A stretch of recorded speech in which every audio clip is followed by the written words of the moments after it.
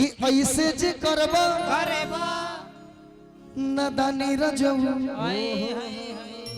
अक्सर मर्द से मेहरारू मजाक करेली से कि लिख दे हो बिल्लीज पा काहे के कहल जाला के भर घर देवर भातार से ठाठा ये चलते ये क्या लगा है कि ऐसे जे करबा नदानी रजऊ लिख दे हो बिल्लीज पा जवानी राजा बाग चल कनो कि बोला हवेला नया वेला बोला हवेला नया वेला खाली रातों दिन तड़पावेला। चलो ऐसे जे करबा नदानी रजऊ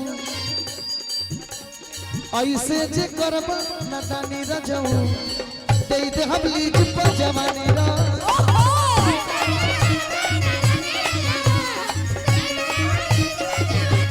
ऐसे जे करबा नदानी रजऊ दे दे हबली जिप जवानी रजऊ।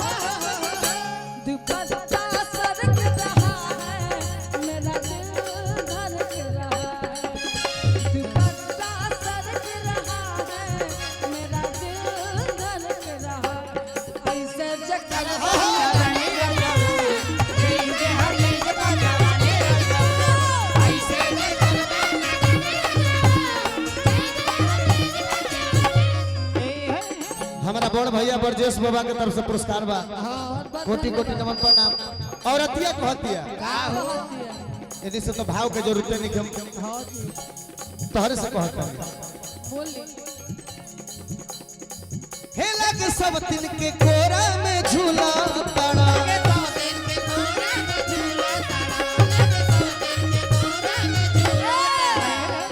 एही से घर वाली कनिया के भूला तारा ऐसे घर वाली कनिया के भूला तारा ऐसे घर वाली कनिया के भूला तारा अब नहीं चली मन मानी रजऊ नाही अरे अब नहीं चली मन मानी रजऊ दे दे हले जिप जवानी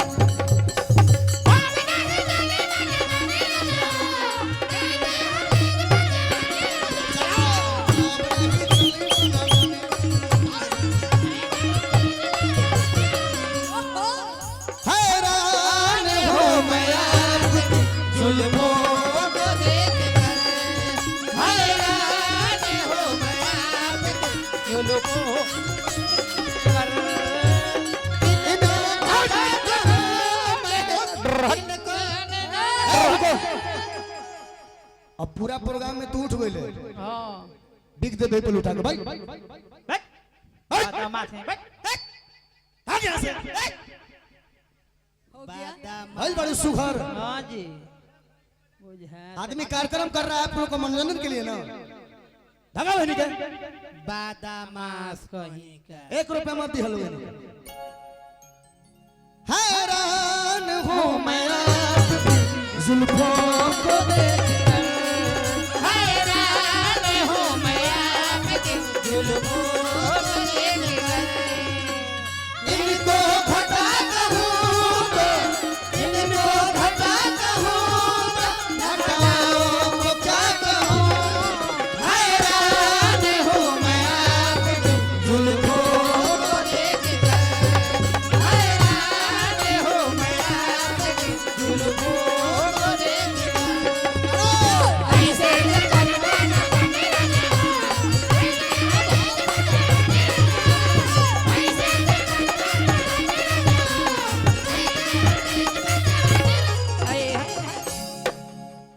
कमेटी हर बार अच्छा व्यवस्था करती है, हाँ जी लेकिन इन लोग के भूलवा दे लोग जनता काम है। इन्होंने सब लोग व्यवस्था कर। अगर गोपालगंज बलिया छपरा सिवान के लड़की रही है सर, पर साल हम वादा करते हैं हम आई चाहे ना आए, लेकिन अपना हिसाब से भेजब है मंच पर, हमें ताली बजाओ लोग प्यार से कि सब कोई के मनोरंजन हो। मैं दीपू भैया बिट्टू भैया की तरफ से बहुत सारा प्यार आशीर्वाद पुरस्कार है, बहुत बहुत धन्यवाद बिट्टू भैया। 100 रुपया करा के धनी हटाण हो महाराज बाबा हटाई हल ना तो दिमाग गरम हो जाए। ए बाबू आई बच्चा खमी जितेंद्र की ना फाइनल करो।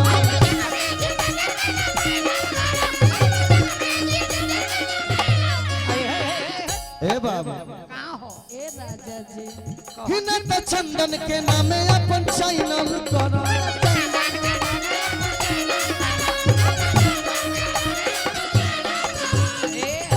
एही गीत में आदित्य मुर्की वाला गीत गई है, तनी गाओ करो तरो कवा के गालो। वो गीत हमरा तार निक लागल ऐसे कहता नहीं कि चढ़ाली जवानिया में औरत के भाव